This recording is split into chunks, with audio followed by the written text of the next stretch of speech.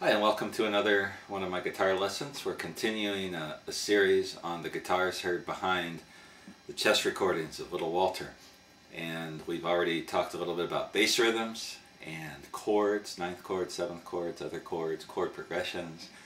And the last lesson we got started on double stop, some of the ideas used as fills and even as phrases and leads and intros and turnarounds and things like that.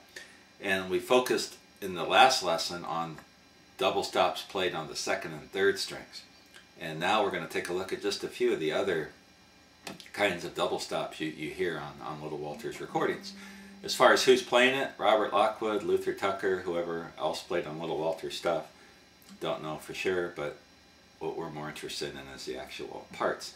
Let's start out with a double stop that you hear in some of Little Walter's stuff that's played on the first and second strings. And this is a phrase you hear a lot of times when the song is going from the 5 to the 4 to the 1. And there's an instrumental tune. I think it's called Flying Saucer. I think that's the one. I get those mixed up all the time. And it's in the key of D. And I think I showed you the first part of this. The 1, he's just playing these little chord riffs like that on the 1. Then when he goes to the 4, he's playing back to the 1. Then when he goes to the 5, you hear this, that kind of thing. Then he ends it up with a turnaround, which we'll work on later. So let's talk about the 5 to the 4, which is...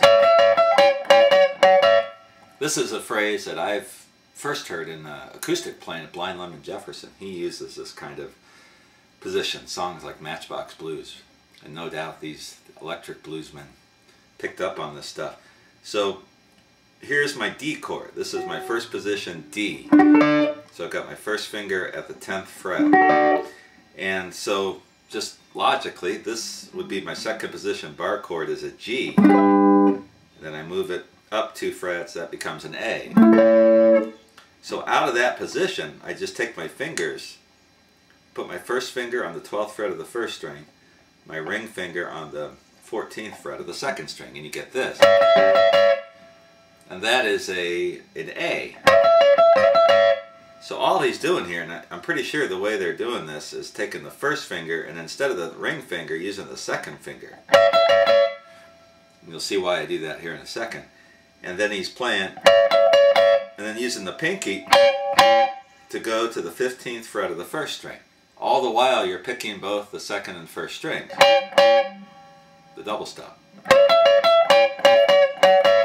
And then I think he's just setting the ring finger down on the 14th fret of the first string. So like this. It's kind of a tight fit. You could also flatten out the second finger. I'm not used to doing that, but I think you could do it. And then as the song goes to the 4, he's just sliding in to what would be the D or the G position. So here's my G chord. First finger on the 10th fret of the first string. Ring finger on the, second finger on the 12th fret of the second string. And here we have this. So the whole thing. Like that. That is a phrase you hear in some of Little Walter's stuff when he goes to the 5 to the 4 in a song. And you can do that anywhere on the guitar. And Eddie Taylor, I did a lesson on Eddie Taylor's playing. We talked about the same riff in some of his playing. So this is a very common blues phrase here that is used a lot of times as a backup, you know, in the rhythm guitar fills to support the singer or the harmonica player or whatever.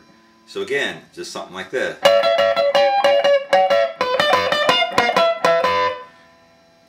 And that is something here. You can play here. So if the song's in A, you play this. So we're going from the E to the D to the 1. If we're playing a song in G,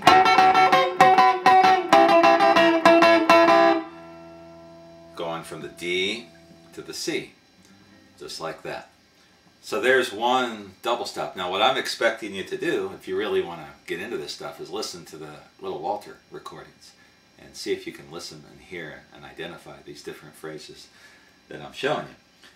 Now a second type of fill that you hear on the first and second string, this is kind of a neat thing that's in a tune called Oh You Better Watch Yourself, I think it is.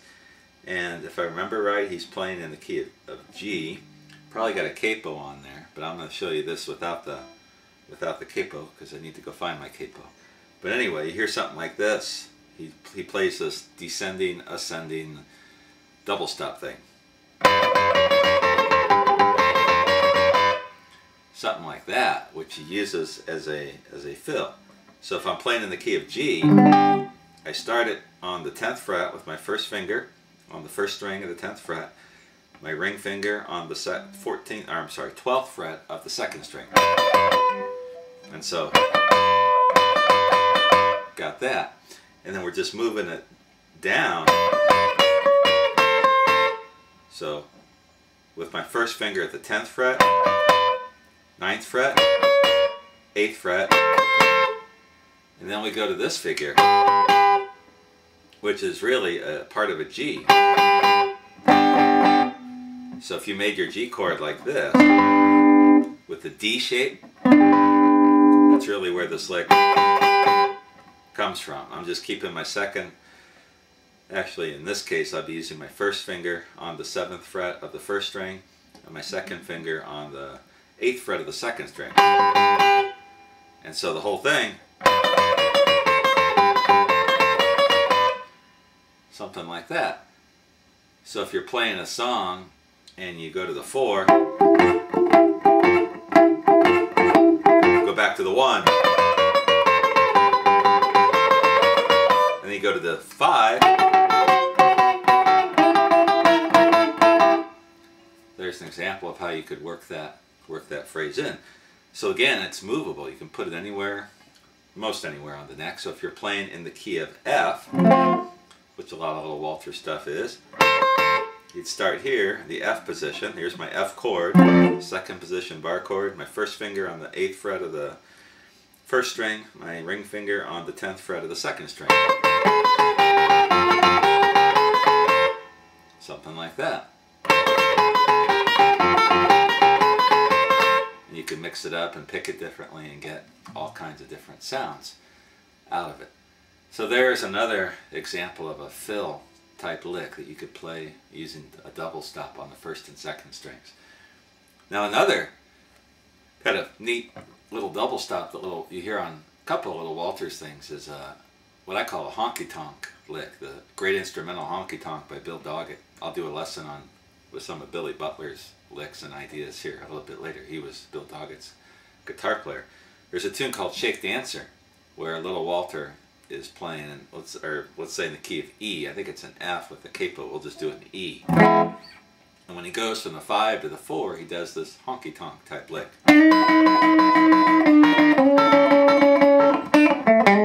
Something like that.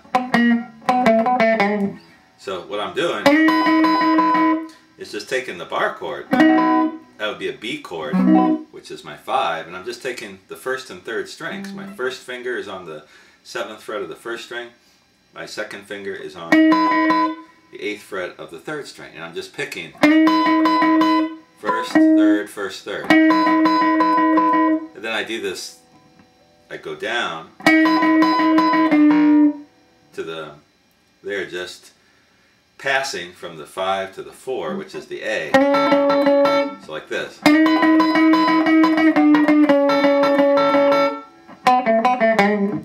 we'll do a little turnaround lick there, which we'll work on in the next lesson. So if you're playing playing a tune and the song is going from the 5 to the 4, you can do this. Let's say the tune is an E, and you can just go.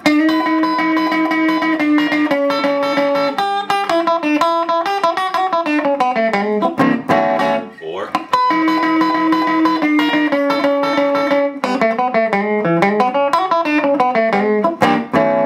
something like that. Or you could do a honky tonk type thing.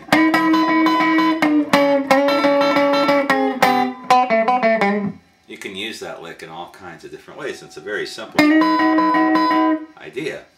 So 5 to the 4 to the 1, and later I'll show you how that same lick can also be used over the 1 as part of a turnaround. So those are some more double stop ideas from Little Walter's playing, and actually the guitar players behind Little Walter. And the next lesson we're going to get into some of the fills, some of the single string runs and fills and turnarounds that you hear on the chess recordings by Little Walter.